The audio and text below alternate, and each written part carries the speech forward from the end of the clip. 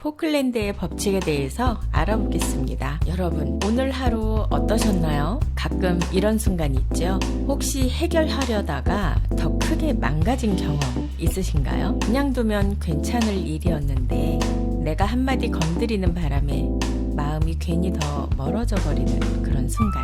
혹시 그런 경험 있으세요?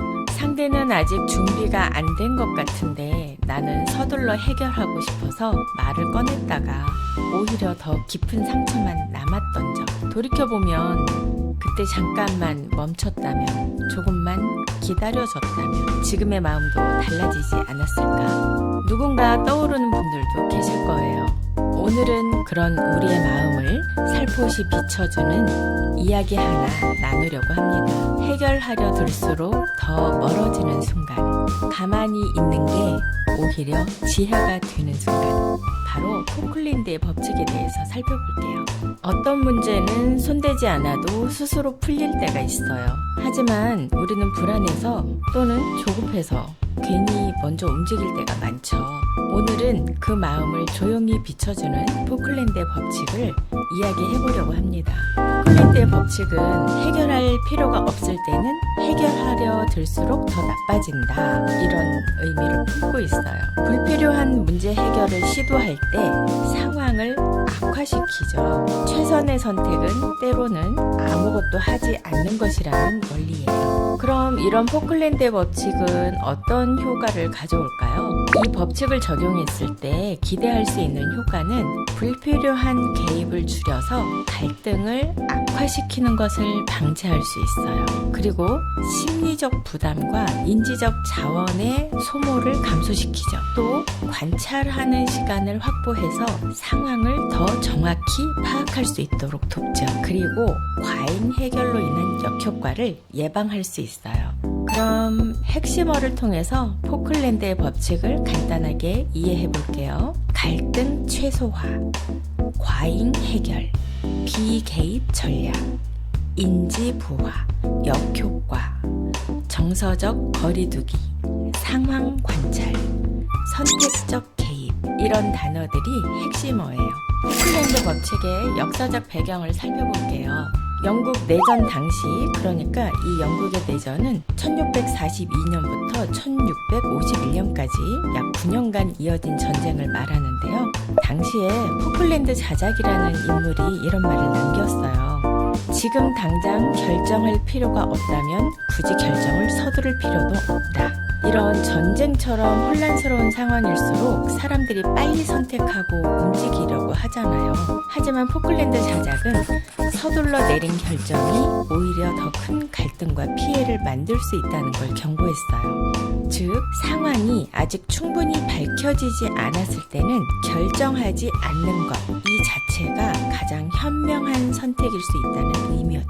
이런 포클랜드의 법칙은 심리학 연구와 이론적 배경을 같이 하고 있어요. 5가지 정도로 이제 간추릴 수 있는데요. 먼저 과잉 해결 현상, 두 번째는 과도한 통제 요구, 세 번째 정서 조절 이론, 네 번째 인지 부화 이론, 다섯 번째 비개입 전략 연구예요. 차근차근 말씀을 드려볼게요. 첫 번째, 과잉 해결 현상은 문제가 아닌 것을 문제로 해석을 해서 이것을 해결하려고 하면서 상황을 불필요하게 복잡하게 만드는 현상을 말해요. 예를 들어서 상대가 잠깐 생각할 시간이 필요해서 침묵을 하고 있는데 우리는 왜 말이 없지? 하고 불안을 느끼면서 계속 대화를 이어가려고 하는 거죠. 그래서 여기에서의 핵심은 모든 침묵이 문제는 아니다 라는 것이 핵심이에요. 두 번째, 과도한 통제 욕구예요.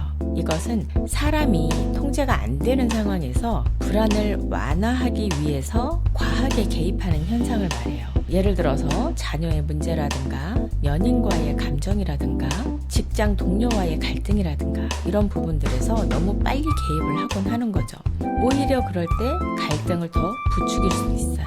그래서 불안 때문에 움직이면 되게 잘못된 방향으로 간다, 이런 부분이 핵심 메시지예요. 세 번째, 정서 조절 이론은요, 감정이 높아진 상태에서는 빠른 해결이 오히려 감정만 증폭시키는 것으로 알려져 있어요. 분노가 올라와 있는 부분은 서로의 말을 들을 준비 자체가 되어 있지 않죠. 이때 필요한 것은 해결이 아니라 감정을 안정시키는 거예요. 그래서 핵심 포인트는요, 감정이 가라앉기 전에는 해결이 작동하지 않는다.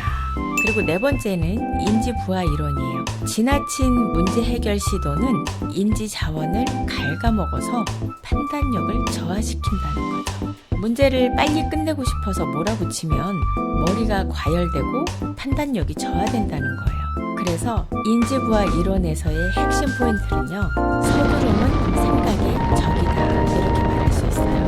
다섯 번째는요, 비개입 전략 연구예요. 이거는 이제 가족 치료나 조직 심리, 갈등 관리 분야에서 주로 많이 쓰이는데, 한 발 뒤로 물러나기가 관계나 상황을 안정화시키는데 효과적이라는 연구가 있어요. 즉, 문제가 겉으로 크게 요동칠수록 잠시 거리를 두는 것이 상황을 안정화시키는데 훨씬 효과적이라는 거죠. 여기에서의 핵심은 비개입은 방치가 아니라 상황을 위한 공간 만들기다라는 거예요.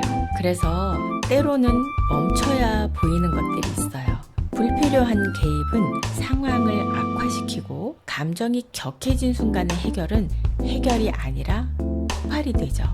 서두름은 판단을 흐리게 할 수 있어요. 그래서 포클랜드의 법칙이 강조하는 것은 아무것도 하지 말라가 아니라 지금이 움직일 때인지 기다릴 때인지 판단을 하라는 메시지를 주고 있어요.